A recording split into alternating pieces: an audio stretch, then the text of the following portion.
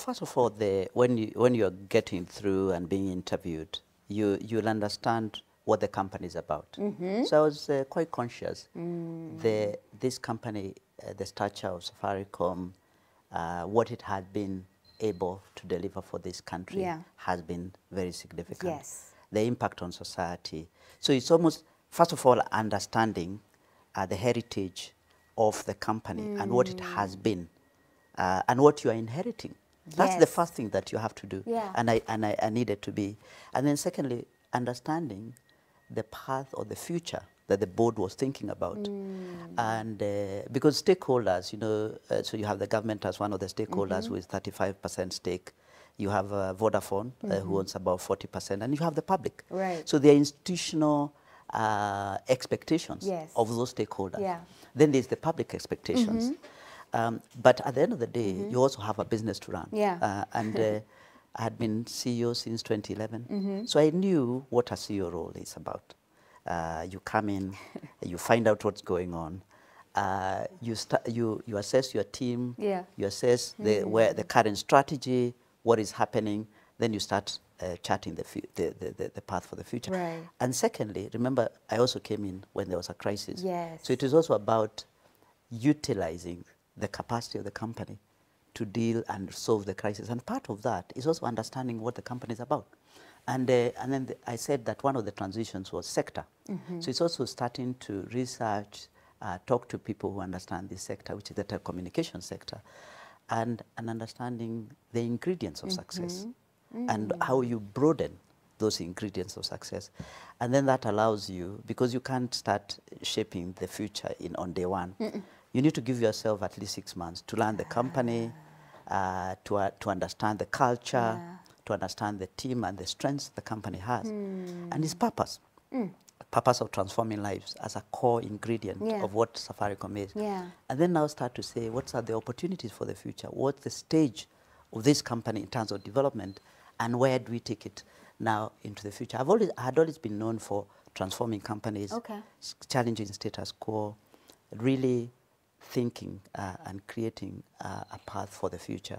So I was conscious, even as we dealt with the crisis, we had to start to shape the future. So in 2020, during the crisis, we shaped the 2025 vision for the company, which is to be a purpose-led technology company. That's when we broadened what we wanted to be. So beyond being a telecom, which has been very successful, and also a successful mobile money business, how do we broaden it so that we use technology to shape how people get services, how you digitize both the public but also private sector, but also how we broadened what we are able to deliver both for our consumers but also business, including government. And I know M-Pesa has always been very successful. People are saying, so how do you make it more successful? And I kind of said, we are only primarily in payments.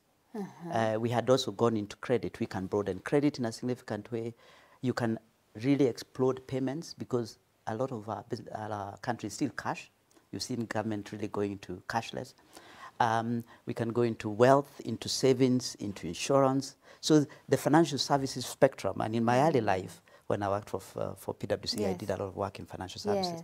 The financial services spectrum, and when you look at the penetration of financial services, so although inclusion had improved, financial security, financial health of people, insurance penetration is only 2% in this country.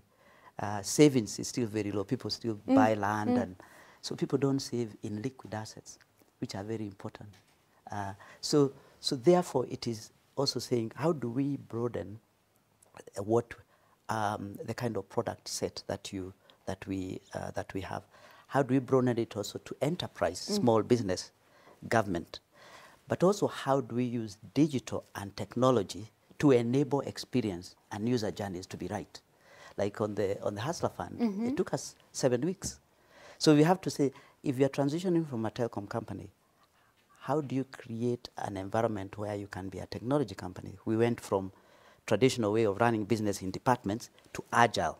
So creating small groups of teams that combine commercial and technology teams. But actually, if you look at the most successful technology companies in the world, they run in agile, where you run in what is called sprints. 2-week sprints to say, if there's an issue like, say, you want accessible credit, if I use Hustler Fund as an example, you have a prototype and a minimum viable product within a month at most. You have the technology solution, you have the user journeys defined, you have the kind of monetization way, the way you'll kind of make money or how it will cost you. And then because you are combined commercial and technical skills, you don't have to go across departments and coordinate that. And they come up with the solutions, and then they keep improving the solutions until it is launched. And then even after launch, you keep getting feedback from customers, and then you keep improving it, and until it becomes a perfect solution.